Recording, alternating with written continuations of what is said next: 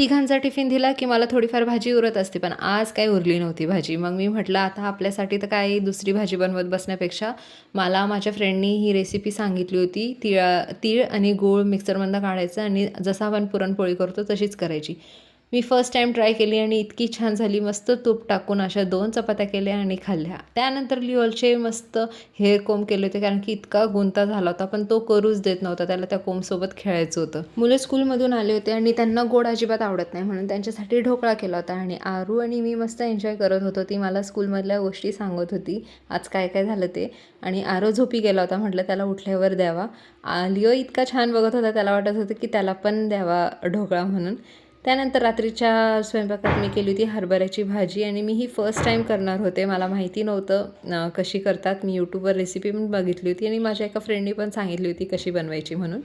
त्यानंतर मस्त अशी पातळ भाजी बनवली आणि बाजरीची भाकरी केली होती आणि इतकी छान लागली. मी फर्स्ट टाईम टेस्ट केली होती आणि बनवली पण पहिल्यांदाच होती.